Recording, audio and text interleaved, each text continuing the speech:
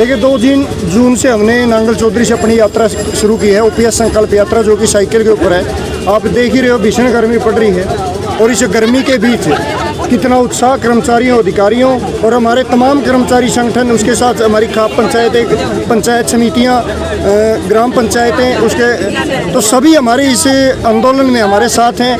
जगह जगह पर हर 100 मीटर पर, 200 मीटर पर लगातार कर्मचारियों के, अधिकारियों के जत्थे, आम जनता के जत्थे हमारे यात्रा का स्वागत कर रहे हैं। और हम सरकार से केवल एकमात्र मांग लेकर निकले हैं कि पुरानी पेंशन नीति को बहाल किया जाए।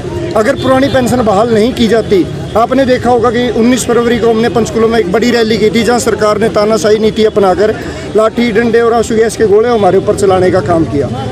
उसके बाद एक कमेटी गठित की, लेकिन वो कमेटी भी एक ढुलमुल रवैया अपनाया जा रहा है। इसमें मुझे नहीं लगता कि सरकार की नीयत साफ है पुरानी पेंशन बहाली को लेकर। इसके लेकर कर्मचारियों में रोष है। पेंशन बहाली संघर्ष समिति सरकार से मांग करती है, निवेदन करती है, या इसको हमारी चेतावनी समझ ले कि जल्द से जल्द पुरानी पेंशन बहाल करो। अगर नहीं की जाती तो आने वाले चुनाव में हम एक नारा लेकर चल रहे हैं, जो पेंशन बहाल करेगा वो देश पर राज करेगा, और मुहिम चलाई जाएगी वोट फॉर ओपीएस की। उसके लिए हम जन जागरूकता हमारी से यात्रा के माध्यम से कर रहे हैं। हिमाचल प्रदेश आपके सामने उदाहरण है, और ये मैं नहीं कहता, हिमाचल प्रदेश के पूर्व मुख्यमंत्री जयराम ठाकुर जो ये कहा करते थे कि कर्मचारियों को पेंशन चाहिए तो चुनाव लड़े, उनको सत्ता से बाहर कर हमने ऐसी सरकार बनाने का काम किया जिसने पहली कैबिनेट में हमारी मांग को पूरा कर दिया। और उन्होंने परसों ही पंचकुला में अपनी प्रेस कॉन्फ्रेंस में बोला भी है कि हिमाचल में अगर उनकी सत्ता गई है तो पुरानी पेंशन की वजह से गई है, ओपीएस के मुद्दे को लेकर गई है। और हरियाणा में भी ओपीएस का मुद्दा हिमाचल वाला काम असर दिखाने का काम किया। इसका समापन 23 तारीख को सभी जिलों से होते हुए 22 के 22 जिलों की यात्रा गुजरेगी। फिर 22 तारीख को हम पंचकुला पहुंचेंगे और 23 तारीख को चंडीगढ़ में महामहिम राज्यपाल को अपना ज्ञापन सौंपेंगे।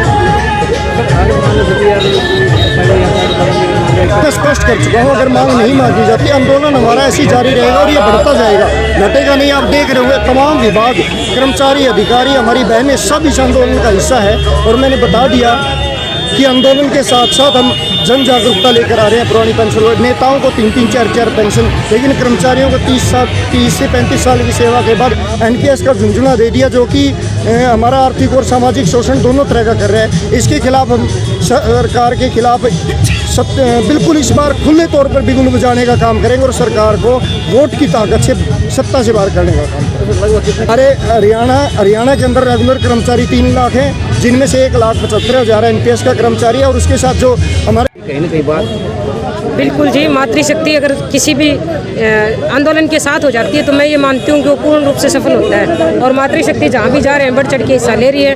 हमें पूरी उम्मीद है कि इस साल के अंत तक हम ओपीएस लेके रहेंगे।